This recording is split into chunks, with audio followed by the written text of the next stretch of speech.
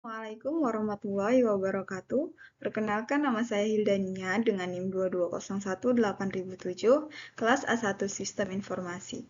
Nah, pada kesempatan kali ini saya akan membahas tentang sejarah keamanan informasi pada mata kuliah Pengujian Penetrasi Sistem Informasi. Selanjutnya ada perkembangan awal keamanan informasi pada tahun 1940 sampai 1980-an. Nah, pada jenjang tahun ini terdapat beberapa kasus, di antaranya pada tahun 1940-an terdapat Perang Dunia Kedua yang mendorong pengembangan enskripsi, seperti mesin Enigma yang digunakan Nazi di Jerman dan kemudian berhasil dipecahkan oleh tim Bletchley Park yang dipimpin oleh Alan Turing.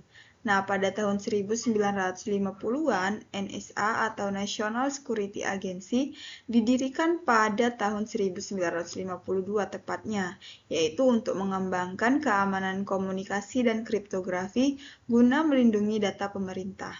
Komputer mulai digunakan, tetapi keamanan masih bergantung pada akses fisik. Nah, pada tahun 1960-an, ARPANET dikembangkan pada tahun 1969 lebih tepatnya sebagai cikal bakal internet yang memperkenalkan ancaman peretasan jaringan. Sistem operasi Multics diperkenalkan dengan konsep keamanan multi-user, penyalahgunaan kredensial, dan pencurian data mulai muncul. Nah, selanjutnya pada tahun 1970-an, peretasan pertama terhadap sistem perbankan terjadi dan eksperimen virus komputer mulai dilakukan. Pada pertengahan dekade ini, konsep firewall dan autentikasi pengguna mulai dikembangkan untuk melindungi sistem. Pada tahun 1980, virus komputer pertama yang menyebar melalui floppy disk mulai muncul, meningkatkan kesadaran terhadap ancaman keamanan cyber dan mendorong pengembangan sistem perlindungan lebih lanjut. Nah, selanjutnya terdapat perkembangan pada tahun 1980 sampai tahun 2000-an. Nah, yaitu pada tahun 1980-an munculnya virus komputer seperti Elk Cloner pada tahun 1982 dan Brain pada tahun 1986. Nah, ini dia untuk mendorong pengembangan antivirus dan firewall. Dan selanjutnya ada Maurice Worm pada tahun 1988 menyoroti pentingnya keamanan jaringan. Nah, selanjutnya ada tahun 1990-an, internet berkembang pesat, diikuti serangan DDoS, pencurian identitas, dan malware. SSL pada tahun 1995 diperkenalkan untuk keamanan transaksi online, sementara firewall dan IDS mulai digunakan luas. Dan pada tahun 2000-an itu, serangan cyber makin kompleks dengan worm seperti contohnya itu I Love You pada tahun 2000-an. Dan Code Red pada tahun 2001. Keamanan informasi jadi prioritas, mendorong regulasi ketat dan teknologi enskripsi lebih kuat. Oke, selanjutnya itu ada cara kerja mesin Enigma yang biasa kita kenal dengan Enigma mesin. Nah, mesin Enigma ini bekerja dengan cara menginskripsi pesan menggunakan kombinasi listrik, rotor berputar, dan playboard untuk menghasilkan kode yang sulit dipecahkan.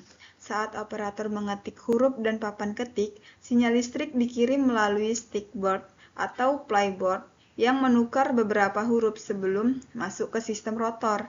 Nah, rotor ini terdiri dari cakram berputar yang mengubah huruf sesuai dengan posisi awalnya.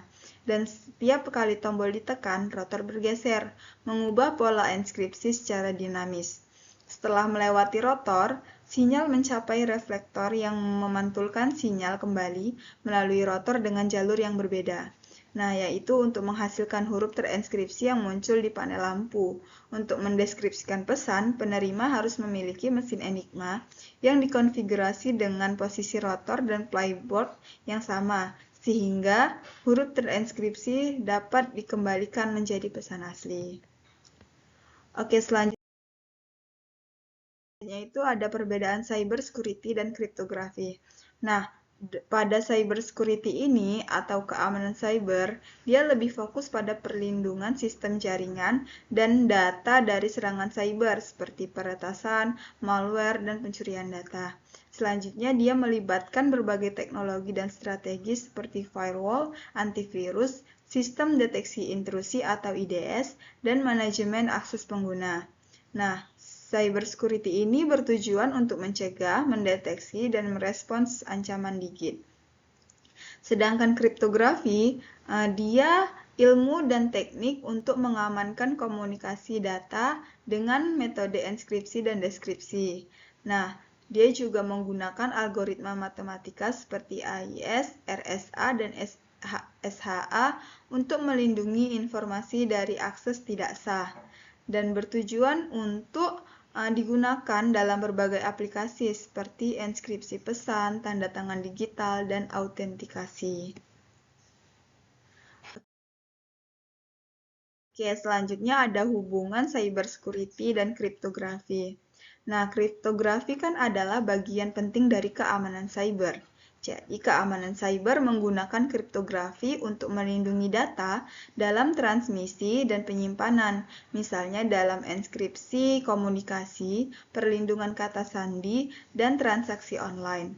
Tanpa kriptografi, banyak sistem keamanan cyber akan rentan terhadap serangan dan eksploitasi.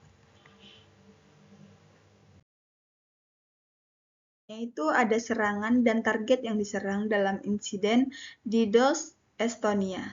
Nah, jenis serangannya itu yaitu DDoS atau Distributed Denial of Service, yaitu botnet membanjiri situs dengan lalu lintas besar untuk melumpuhkan layanan. Nah, yang kedua itu ada spam dan deface website, yaitu beberapa situs media diserang dengan propaganda dan hoax. Nah, target serangannya itu yaitu sistem pemerintah, termasuk kantor Perdana Menteri dan Parlemen Estonia. Nah, yang kedua itu ada bank dan institusi keuangan. Sistem perbankan terganggu, menghambat transaksi online. Nah, yang terakhir itu ada media dan infrastruktur digital, yaitu untuk situs berita dan jaringan komunikasi itu menjadi lumpuh dan menghambat akses informasi. Oke, mungkin sekian yang bisa saya sampaikan. Lebih dan kurang saya mohon maaf. Saya akhiri dengan wabillahi taufik wal hidayah. Wassalamualaikum warahmatullahi wabarakatuh.